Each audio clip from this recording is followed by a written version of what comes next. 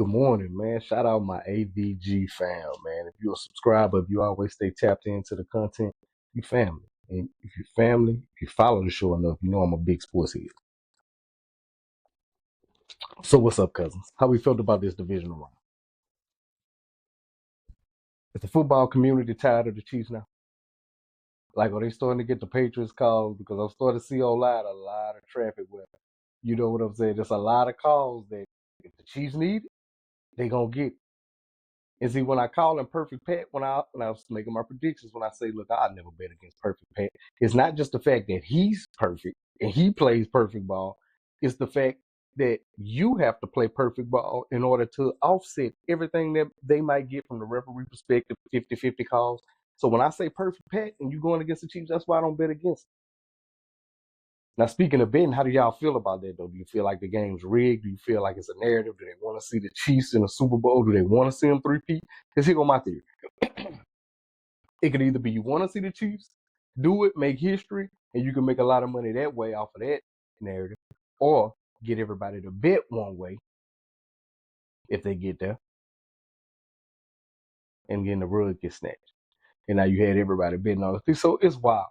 But how do y'all feel about that, man? Is everybody, you still a Chief supporter? Because it's not the same like when they first came out.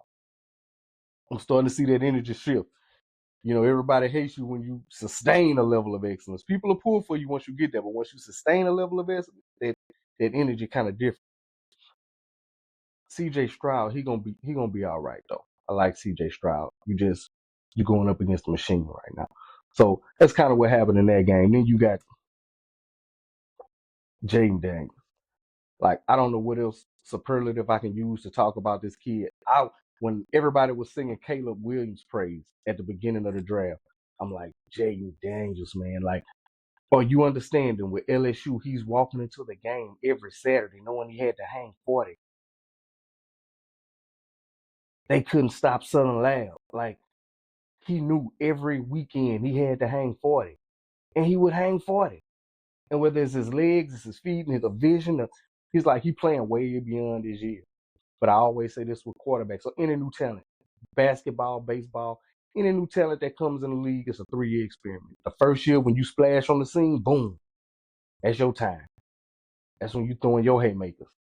Your second year, that's when all those coordinators that get paid those big bags get paid to take away everything you like to do. And in that third year, that's the important year. That's what's your counter? What's your counter now that they taking away everything that you like to do? But the thing about what I'm seeing with Jaden Daniels in a football perspective is he's playing the game from an intellectual standpoint that some of the counters that I can kind of see them trying to do, he's already reading defenses, and I'm seeing him progress beyond that in his rookie year. But of course, like I say, this is limited film. This is year one. So, but right now, Jaden Daniels, like I said this before, he can compete with Pat Mahomes in the years to come to be the face of the league. So, man, this is going to be a real interesting matchup because the Eagles have the ultimate weapon right now with Saquon Barkley. Saquon balling. Like, I don't know if we've seen a running back run like this in a while, the way they kind of devalue running backs. And, the passing game is wide open. Now everybody five wide, spreading the ball out down the field. So the running back run he's going on right now, he's making people step back and be like, hey, you can't discredit what running backs do and what they bring to the game. It takes so much pressure off the quarterback because Jaden Daniels, not Jaden Daniels, Hurts barely throwing for 50 yards. Like he just, and I know people knocking him and saying they're gonna need him out the pass game, but what he's not doing, and what as a Cowboy fan I always say about with Dak is when they need him to extend that play though, is when they need him to pick up those extra yards with his feet, he does it. And versus having a punt and give away a possession, he's extending the play, he's extending the drive. So no, he's not putting up gaudy numbers, throwing for 275 to 300. But he's not making those mistakes to lose the game. He's controlling the game. And I know AJ Brown probably how he want to be a little bit more involved, but right now wouldn't be the time to rock the boat. But he is gonna have to make a few more plays than that when he go up against Jay. because that young man there, and I'm not discrediting what the Eagles defense can do because they solid. But that young man, Jaden Daniels, I can see you having to put up 30 to beat him, at least 30. You're going to have to. Weather permits. I don't know what the weather's going to be like. You know, that's always the wild card with stuff like this. And then you switch over to the to the AFC, man. You got Lamar Jackson. Once again, you came up short. And I hate it because even though you had the mistakes, you had the pick, the bad overthrow, you had the one. I think I can't remember if he had a fumble or not, but I want to say he had 2 turnovers. I think he had a fumble as well. And you had Mark Andrews with the fumble. But even though y'all did that, you still played good enough to win because on that last play, on the 2-point conversion, not the last play, but on the 2-point conversion, you couldn't have handed Mark Andrews the ball no better than that. But you know, as the quarterback, you're going to get more the praise than you deserve and more the blame than you deserve. But I hate that for you, Lamar, because that narrative out there, and the only way you going to break it is to win. And I say that about Dak all the time. Like, we can say and defend however we feel about Dak, if he had a better put. But the only way to break those narratives are to win. That's the only way.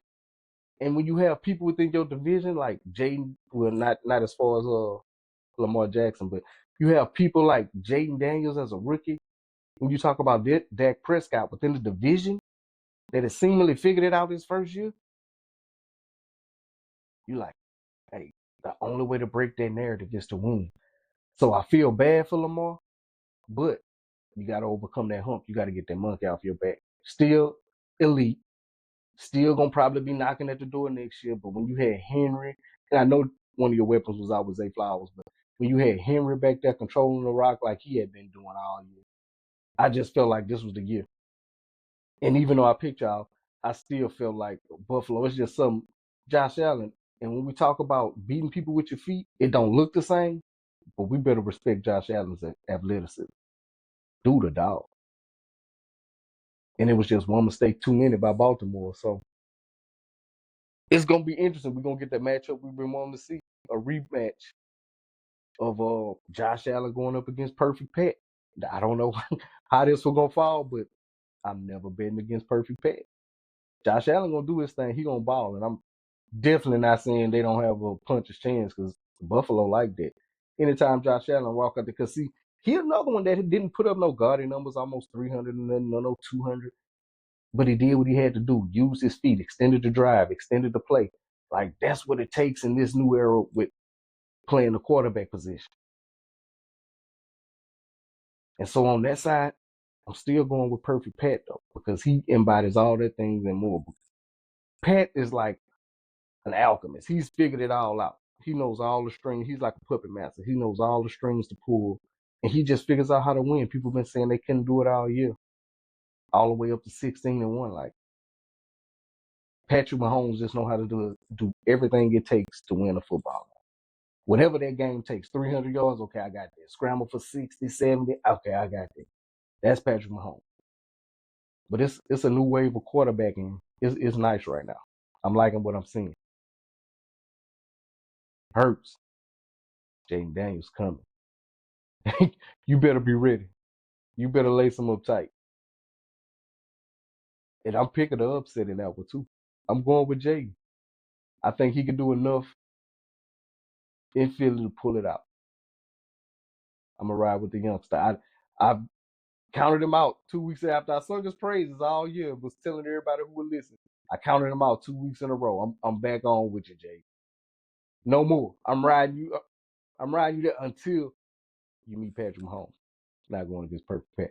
But that's what I felt about the divisional rounds. The Chiefs getting too much from the referees now at this point. Is it getting sickening? We tired of the Chiefs. But y'all let me know, man. What y'all thought about this divisional round and what y'all thought about football. And let me know if your team's still in it. Talk your shit. Pop your collar. Y'all stay tapped in though. Got some content coming from Black History Month, man. I really want y'all to pay attention to this segment I'm gonna run talk about the first flying aircraft that was actually invented by a black man. So y'all stay tuned. Coming back with more content. Y'all stay up with me, man. One. Appreciate y'all cousins.